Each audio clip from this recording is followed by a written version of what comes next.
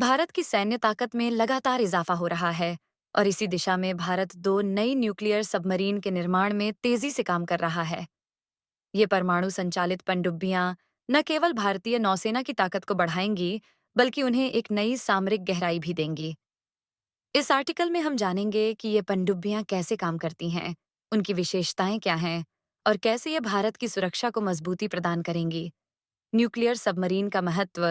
Nuclear submarine परमाणु पनडुब्बियां एक विशेष प्रकार की पनडुब्बियां होती हैं जो परमाणु ऊर्जा से चलती हैं। ये पनडुब्बियां पारंपरिक डीजल इलेक्ट्रिक पनडुब्बियों से अलग होती हैं, क्योंकि इन्हें बार बार ईंधन भरवाने की जरूरत नहीं होती। न्यूक्लियर सबमरीन समुद्र में कई महीनों तक रह सकती हैं और दुश्मन के क्षेत्र में गुप्त रहकर कार्य कर सकती हैं। इस कारण इनका उपयोग सामरिक और रणनीतिक अभियानों में किया जाता है। भारतीय न्यूक्लियर सबमरीन प्रोग्राम का विकास। भारत ने पिछले कुछ दशकों में अपनी सामरिक पनडुब्बी क्षमता को मजबूत करने के लिए कई कदम उठाए हैं। भारत की पहली स्वदेशी न्यूक्लियर पनडुब्बी आईएनएस अरिहंत का निर्माण इसी उद्देश्य से किया गया था।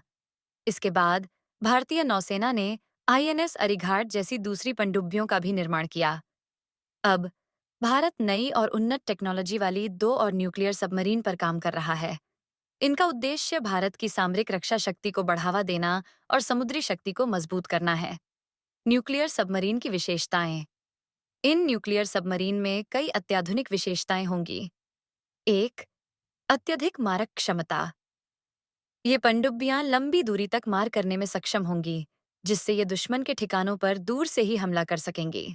दो, गुप्तता और गतिशीलता।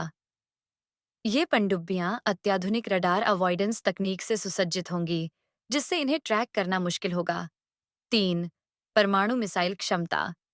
न्यूक्लियर सबमरीन परमाणु मिसाइलों को लॉन्च करने में सक्षम होती है, जिससे ये किसी भी देश के खिलाफ एक बड़ी सुरक्षा कवच बन जाती है। 4. लंबी अवधि तक संचालन।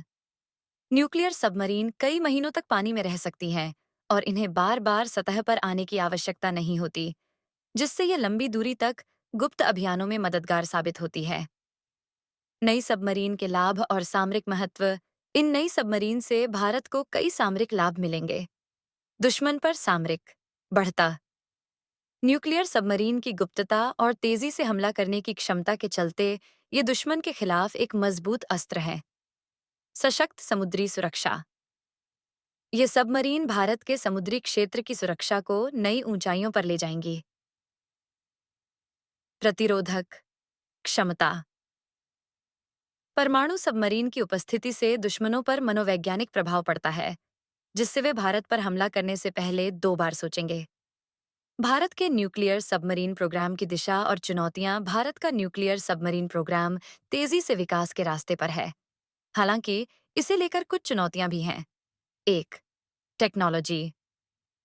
न्यूक्लियर सबमरीन के लिए अत्याधुनिक तकनीक की आवश्यकता होती है, जिसमें भारत को विदेशी सहयोग और स्वदेशी प्रयासों से सामंजस्य बैठाना होगा। 2. प्रशिक्षण। इन सबमरीन को संचालित करने के लिए विशेष प्रशिक्षण और कौशल की जरूरत होती है, और इसके लिए भारतीय नौसेना को अपने कर्मियों को उच्च स्तर का प्रशिक्षण देना होगा। 3. वित्तीय भार। न्यूक्लियर सबमरीन का निर्माण और रखरखाव महंगा होता है, जिसके लिए भारत को बड़ी पूंजी का निवेश करना होगा। कौन है सबसे ताकतवर? भारत ने न्यूक्लियर सबमरीन के क्षेत्र में जो प्रगति की है, वह इसे एशिया के सबसे मजबूत देशों में से एक बनाता है।